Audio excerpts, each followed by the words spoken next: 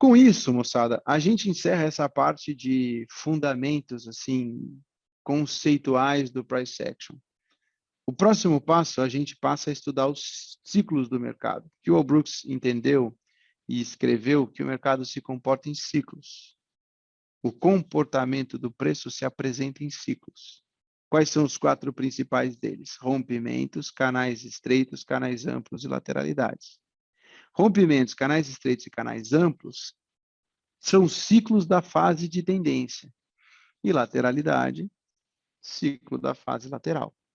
A gente vai estudar agora cada um deles com mais detalhes. E aí a gente vai pegar esses conceitos que a gente viu até aqui e aplicá-los para o ciclo, a fim de determinar como estruturar operações. Depois da gente ver os ciclos, a gente vai falar sobre a equação do trader, sobre movimentos projetados, stops e os melhores trades para nós que estamos começando. E é assim que o curso desenvolve daqui para frente. A gente está exatamente na metade do conteúdo. Mas antes da gente entrar efetivamente na parte mais pragmática do conteúdo, na parte mais prática, na parte do ciclo, na parte de como identificar e o que fazer, eu quero chamar a atenção de vocês para algumas questões que o Brooks elenca no Trading Guidelines do livro Bar by Bar. São alguns tópicos, são 39, se eu não me engano, mas eles são fundamentais. Diria para você que só esses tópicos já, na minha opinião, valem mais do que um curso inteiro de mindset. Porque naqueles guidelines, ele diz exatamente o que fazer e o que não fazer.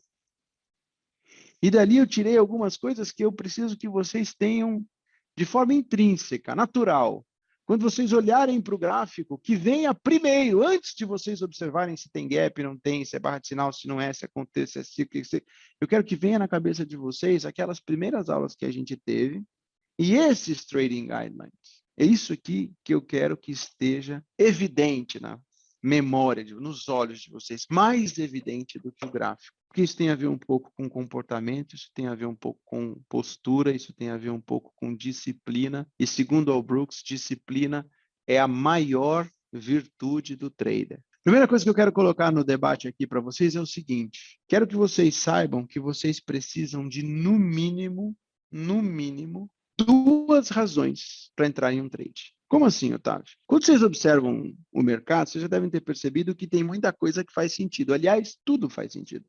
Muitas vezes faz sentido comprar, assim como faz algum sentido vender. É claro, senão não teria deal. Porque se todo mundo quisesse comprar, não ia ter quem vendesse para os caras poderem ser executados. Então não teria trade. Então faz muito sentido comprar e vender o tempo todo. Faz muito sentido reconhecer padrões, mas não é fácil reconhecer padrões. E principalmente a gente que está começando, quando a gente olha para um determinado padrão, a gente sempre quer alguma coisa a mais, que nos traga mais conforto, mais confiança, mais credibilidade naquele padrão. E quando esse sinal, essa barra, essa estrutura acontece, provavelmente a gente já perdeu a melhor entrada. E aí a gente às vezes tem que entrar atrasado. E aí a gente entra na cara do alvo. E aí a gente tem um certo preconceito de que, pô, vou tomar o trade para ganhar 3 pontos. Mas uma coisa, para que a gente possa entrar com maior segurança, com maior credibilidade, com uma estrutura mais sólida no trade, é que a gente busque sempre ao menos 2 razões para entrar em um trade. E eu só podia falar disso agora, porque agora vocês já têm algum conceito fundamental. Quais seriam essas razões? Por exemplo, uma boa barra de sinal do tipo barra de reversão, acontecendo em bom contexto, com boa localização. Mas é suficiente uma boa barra de reversão?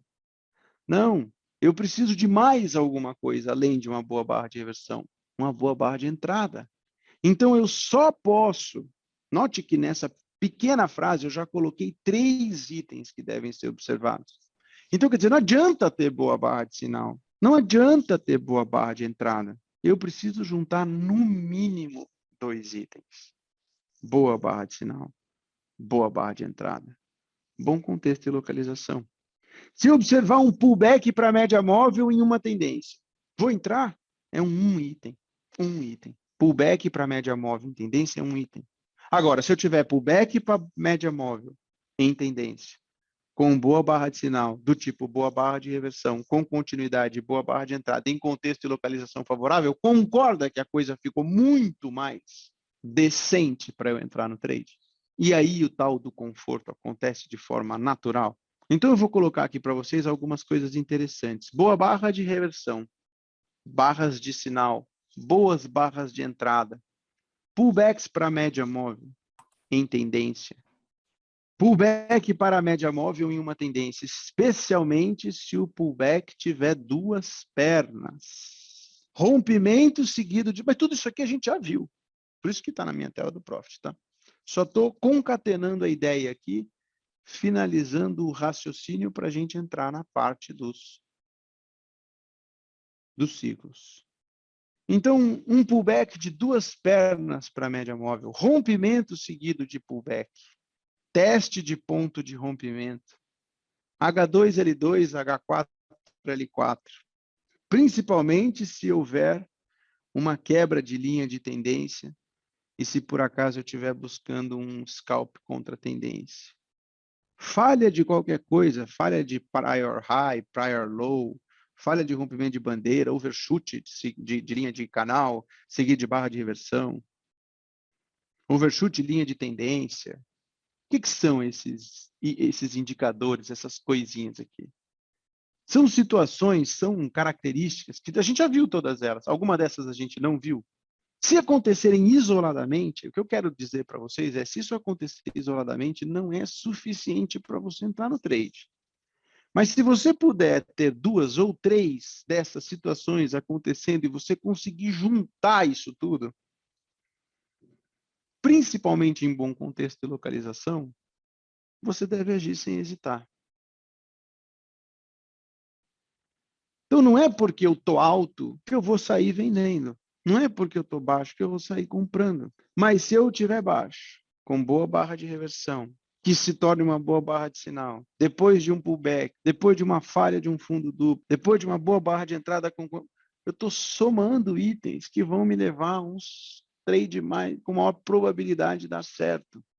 Então, com isso, você se antecipa menos, você toma menos o risco, você opera de forma mais conservadora. Talvez você faça menos trades, porque até você juntar todos esses itens e tentar buscar o setup ideal, talvez você consiga operar menos, mas você operar melhor. E a nossa intenção é que você opere bem, e não muito. tomando... Exato, fique tomando risco à toa, tá bom? Então, a gente vai entrar numa fase agora mais de ciclo, de como a gente lê e o que está acontecendo, e aí a gente vai ver que, por exemplo, o rompimento, você tem que entrar por qualquer razão. Cara, mas não é assim, rompeu, tô apertando a porra do botão. Você vai ver rompimento te levando para estrutura alta dentro de lateralidade. E aí você vai comprar essa porra e é second leg trap, é armadilha de segunda perna. Você vai comprar, vai tomar uma barra de reversão. Então junte as coisas, tenha calma, calma. O trading tem que ser um negócio pensado, refletido, raciocinado, devagar. Calma. Você vai entrar por uma única razão em situações muito específicas. Uma única razão que eu quero dizer, você não precisa, né, juntar assim, um grande número de coisas em situações muito específicas. Por exemplo, em uma tendência muito forte, você acaba entrando por qualquer razão em um pullback que não seja produzido por uma reversão climática ou por uma falha de rompimento de uma bandeira, por exemplo. Você aproveita o momentum e entra, tem energia, tem força. Mas caso contrário, você vai juntar coisas para produzir a sua consciência operacional. Beleza? Por exemplo, se houver um overshoot de uma linha de canal seguido de uma boa barra de reversão, de preferência uma barra de tendência formando uma 2BR, dá para entrar. Dá para entrar sem medo. Mas só porque está alto não dá para entrar, né? Não dá para entrar na frente do preço. Combinado? Outra coisa importante e fundamental. Se você não consegue fazer malabarismo com uma única bolinha, não tenta com duas ou três. As três vão para o chão. Ou seja, moçada, o que o Brooks quer dizer com isso no Guidelines? Que se você ainda não é consistentemente lucrativo, operando um único time frame, de um único mercado, de um único ativo, Com o perdão da expressão, que caralhos vocês querem com o índice, o dólar, o DXY, a puta que pariu, no 5, no 30, no 60, no 15, no não sei o quê. Moçada, se você não dá conta do 1, o que você quer com o 5, 6? Então, esquece, se você ainda não é consistentemente lucrativo, esquece esse negócio de eu vou operar o índice e o dólar. E a Vale. Cara, é um de cada vez. Se você ainda não é consistentemente lucrativo, não tem essa de olhar o 15, o 30, o 60 o diário. Cara, você vai olhar o 30, o 60 e o diário antes do pregão, na hora que o trem começar a rodar, você vai olhar o seu gráfico de 5 minutos do índice. E que se for do dólar. Ah, mas amanhã eu gosto de operar. Então amanhã você opera o dólar e deixa o índice para lá. Porque você vai pôr 10 telas na tua frente, 10 coisas na tua frente, um monte de... Você não vai conseguir sair do lugar. Você vai se perder nessa porra. É muita coisa para você observar. Olha a fineza do gap da 21. Você acha que você consegue olhar isso em 4, 5 ativos, 4, 5 time frame, 4, 5 computador, 12 telas diferentes? Fala para mim se é possível. Eu não consigo. Vocês vão me desculpar, mas eu tenho essa limitação. Não dá para mim. Então, não inventa. Escolhe um, se prove consistentemente lucrativo naquele, seja especialista naquilo, que é sucesso. Outra coisa importante, sempre que você estiver pronto para entrar em um trade, se questione do seguinte: fez lá a lição de casa, juntou 3, 4, 5 fatores fundamentais, tem bom contexto e boa localização. Já mapeei todas as possibilidades. Vou entrar no trade. Sabe o que você vai fazer antes de apertar o botãozinho? Você vai olhar para você mesmo e vai dizer o seguinte: se eu só tivesse esta chance, se eu só pudesse fazer este trade, hoje, não tem o segundo, é só este. Será que esse seria o melhor trade do dia? Será que é esse o trade que eu estou esperando? Se a sua resposta for não, você nem continua. Você ignora e esquece. Se a sua resposta for sim, você vai fazer uma segunda pergunta para você mesmo. Eu colocaria R$1 milhão nesse trade. Se ele for o melhor trade do dia, se ele for o seu único trade e, portanto, e você ainda colocar R$1 milhão em risco por este trade, acho que vale a pena você fazer. Se a sua resposta for não para qualquer uma das perguntas, eu acho que é melhor você esperar e aguardar uma segunda entrada. Um segundo trade, uma segunda hipótese, uma segunda estruturação. O Brooks diz que a gente precisa de 1 a 3 trades no dia. Não é de 1 a 3 trades na hora, nos últimos 15 minutos. E se você tomar 2 stops no intervalo de 15 minutos, é melhor que você aguarde por algumas horas até que você tente de novo. Também não tirei isso da minha cabeça, está no livro, tá? Mas reflitam sobre isso. É fundamental. Outra coisa importante que o Brooks escreve: você nunca será consistentemente lucrativo enquanto você insistir em realizar scalps contra a tendência. O que pressupõe na nossa metodologia um scalp? Scalp necessariamente requer o quê? Probabilidade. E como é que eu tenho altíssima probabilidade operando contra a força? Não tem. Então é por isso que ele diz: nunca você será consistentemente lucrativo enquanto insistir em operar scalps contra a tendência. Pense nisso. Número 38, que está lá no Guidelines. A primeira maior virtude do trader, eu contei para vocês qual é: disciplina, lembra disso? E sabe qual é a segunda maior virtude do trader? A segunda maior virtude de um trader bem-sucedido é a habilidade de ficar sem fazer absolutamente nada por horas. Portanto, recomendo fortemente que os senhores adquiram revistas de palavra cruzada. Então, zero ansiedade, pelo amor de Deus.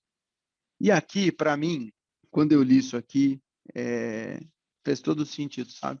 E nunca ninguém fala isso assim, da forma como o Brooks escreveu no livro dele.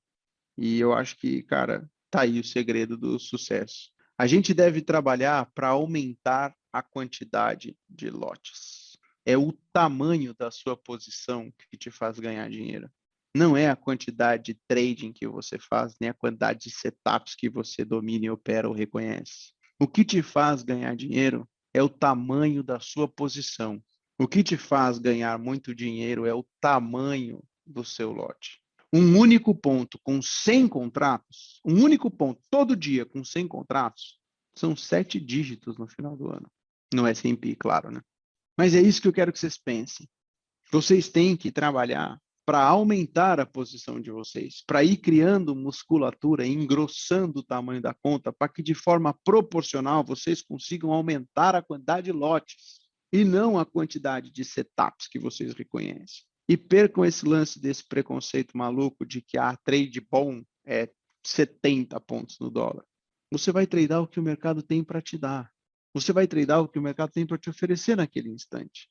Se for 4 pontos, que sejam 4 pontos. Se forem 3 pontos, que sejam 3. Se for 2 pontos, que sejam 2 pontos. Você trada o que o padrão, o que a amplitude, o que o gráfico tem para te entregar.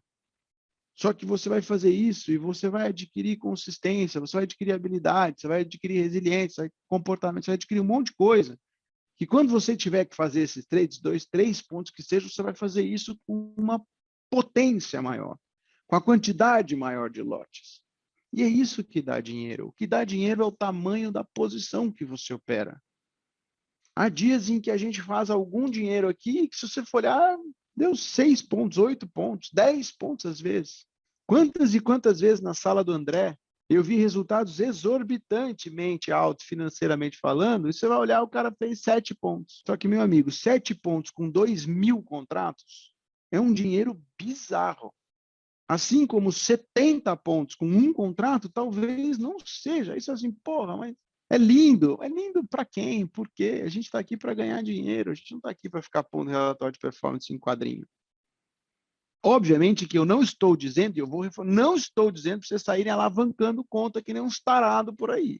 Eu estou dizendo que a gente tem que trabalhar para que a gente consiga resultado, para que ao longo do tempo a gente acumule fundos, para que trabalhando de forma proporcional eu consiga executar bons setups que eu reconheço, porém poucos, mais pesado, porque é isso que vai me dar dinheiro. O segredo está em fazer algum dinheiro por muito tempo. O muito é no tempo. É um pouco de dinheiro todo dia, muito tempo. E não muito dinheiro por pouco tempo. O segredo é o tempo. O muito pondera o tempo, não a grana. O mercado tem Combinado. 2 fases, só para introduzir a brincadeira. Fase de tendência e fase de lateralidade. Tendência 10% do tempo, lateralidade 90% do tempo. Lateralidade é Equilíbrio. Tendência é Desequilíbrio. desequilíbrio. Possuem 3 fases. As fases fortíssimas ou fortes, as fases relativamente fortes e as fases mais moderadas. Qual é o ciclo da fase mais forte da tendência? O ciclo de rompimento. O ciclo de rompimento é responsável pela fase mais forte da tendência. Qual é a característica intrínseca do rompimento? A ausência de... O que é que não tem em rompimento? A ausência de correções. Rompimentos não têm correções. À medida que eu consigo produzir pausa ou correção, eu tenho uma redução do senso de urgência, porém mantém-se o desequilíbrio. E aí a evolução natural do rompimento é um ciclo chamado canal estreito, em que a diferença fundamental do canal estreito para o rompimento é o início de correções que normalmente se apresentam de forma rasa e breve. E logo a tendência é retomada.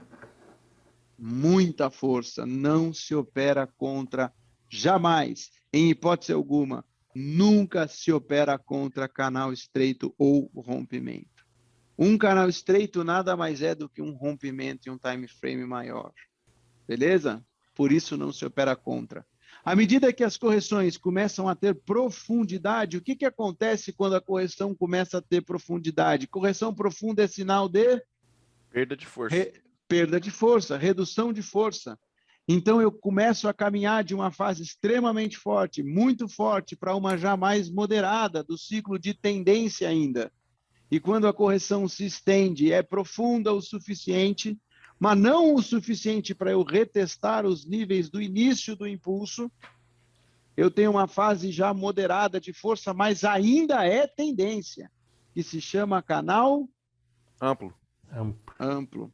E por último, já numa fase mais equilibrada, quando a correção já é tão profunda e a força já dissipou tanto a ponto de eu ter reteste ou até uma renovação de máxima e mínima, um equilíbrio presente, uma fase chamada Lateralidade. lateralidade. E aí, portanto, eu mudo a fase, eu já não estou mais dentro de um ciclo, estou dentro de uma nova fase, uma fase onde já não há desequilíbrio, já não há predomínio de uma força só. Eu tenho força para os dois lados. E aí eu vou ter tendência de um lado sendo seguida por tendência do outro lado. E aí lateralidade. E a lateralidade se mantém dentro daquela estrutura até que haja um Rompimento. e o ciclo se renova.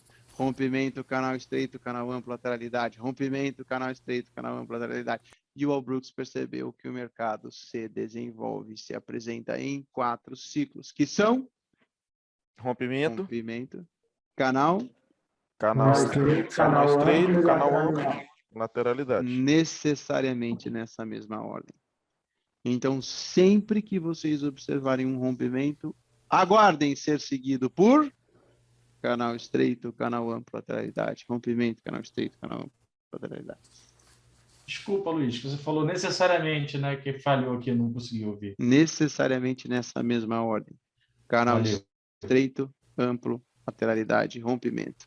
Breakout, tight channel, broad channel, trading range. Breakout, tight channel, broad channel, and trading ranges. O mercado sempre busca o desequilíbrio e o equilíbrio, e uma vez equilibrado, o desequilíbrio. E assim a gente vai ver, a partir da próxima aula, como é que a gente estrutura, reconhece e opera cada um destes ciclos.